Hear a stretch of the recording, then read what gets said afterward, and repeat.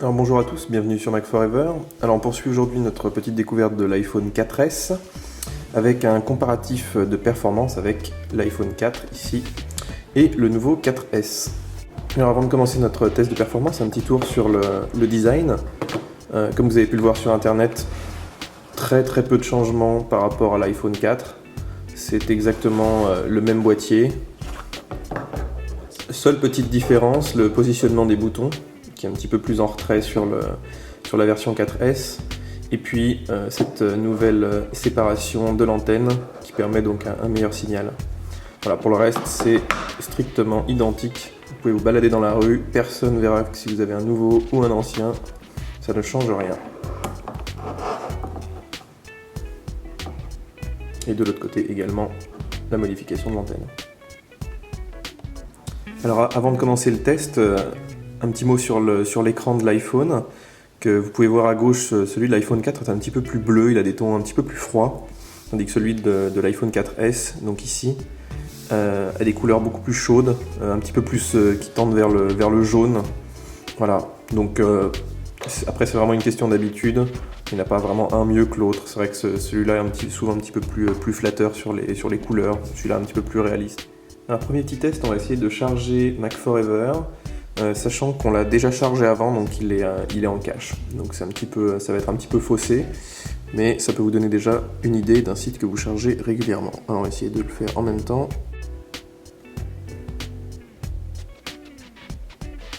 Voilà, donc l'iPhone 4S a chargé un petit peu plus vite.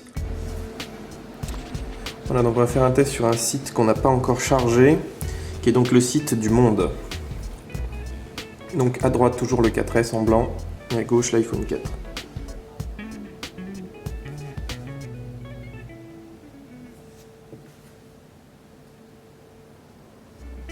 Alors là c'est flagrant, on a beaucoup plus de réactivité donc sur l'iPhone 4S qui charge la page presque 2 fois plus vite. Alors tout de suite un petit test avec l'IB. Voilà.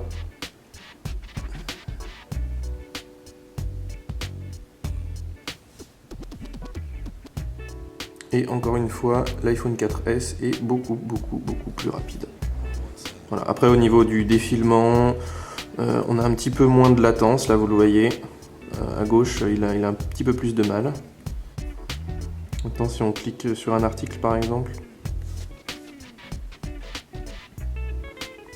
Voilà, là l'iPhone 4 est allé pratiquement aussi rapidement, donc sur certaines pages ça va jouer, sur d'autres un petit peu moins. Voilà. Bon après ça dépend évidemment d'autres paramètres comme le réseau. Voilà, donc au niveau du lancement des applications, très peu de différence entre les deux appareils. On va lancer Mac Forever par exemple.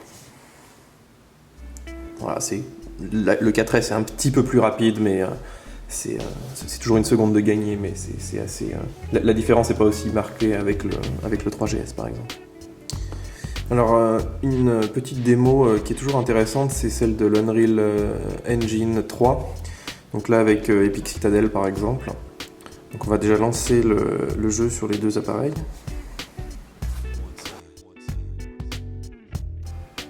Là, le chargement est fini déjà depuis un petit moment sur le 4S, alors que sur le 4 on y arrive à peine. Même chose, ça charge beaucoup plus vite. Vous voyez les différences un petit peu sur l'écran, plus froid sur l'iPhone 4.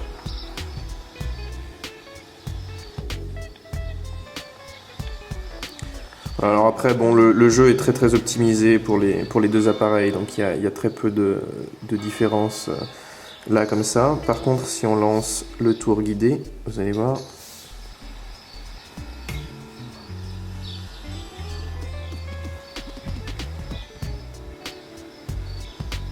Là, c'est un petit peu plus fluide sur le 4S, je sais pas si on voit très bien la caméra. Surtout sur les scènes extérieures. Voilà, sur les scènes extérieures comme ça, on voit que l'iPhone 4 a un petit peu plus de mal. Et le 4S charge beaucoup plus rapidement et affiche des images beaucoup plus fluides. Alors après ça varie beaucoup en fonction des jeux, mais la puce graphique est très sensiblement plus rapide. Alors, autre logiciel qui demande pas mal de puissance, c'est Google Earth. Donc on va lancer les deux.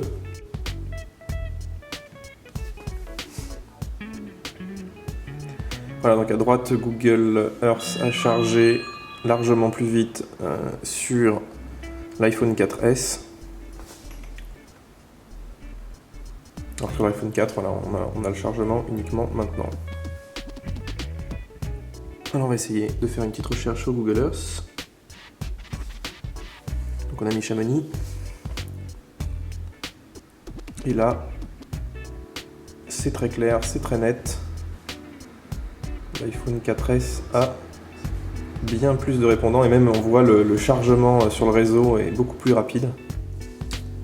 Alors un autre test de performance, pour ça on va traiter de la vidéo avec un petit logiciel qui s'appelle Film Director.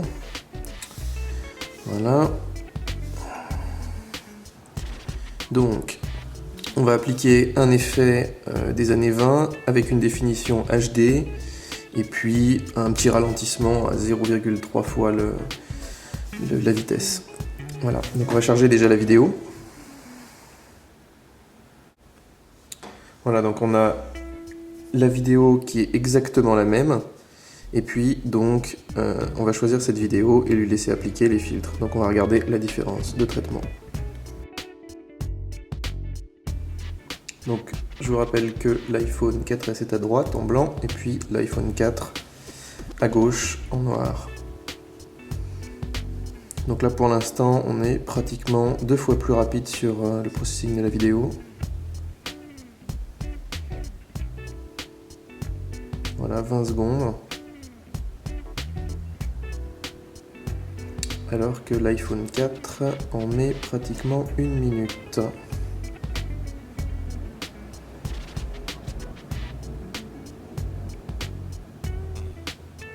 Donc c'est une vidéo dans 720p évidemment, c'est la même.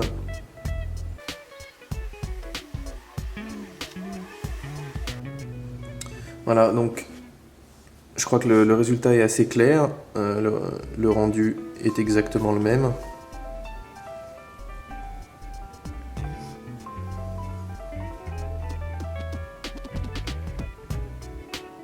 Voilà, donc là, un autre essai avec une vidéo qu'on avait tournée à la WDC pendant le bash.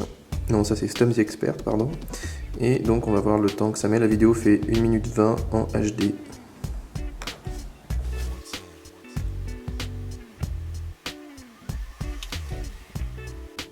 Voilà, donc là le temps de compression vidéo est à peu près similaire sur les deux appareils. On peut imaginer que l'opération n'est pas multicœur par exemple. Même un petit peu plus rapide pour l'iPhone 4, alors qu'on l'a lancé un tout petit peu après.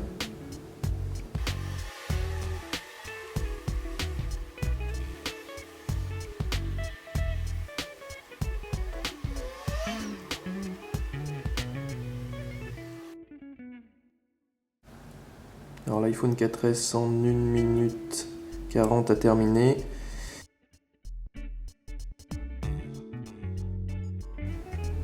Alors, presque 1 minute de plus donc sur l'iPhone 4.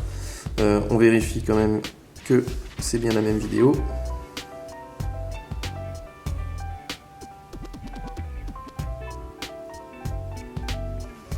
Voilà, donc un net avantage sur des applications comme ça qui demandent des gros temps de calcul.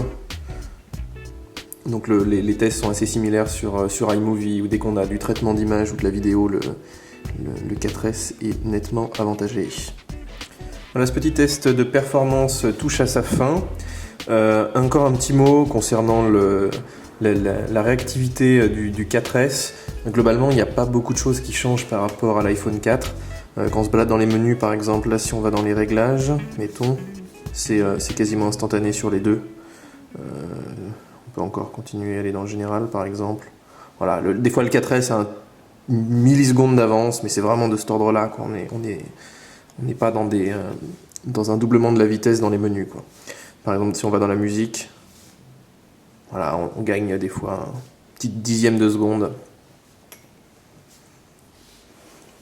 Voilà pour cette revue et ce comparatif des performances de l'iPhone 4S et de l'iPhone 4. Merci de nous avoir suivis sur Mac Forever.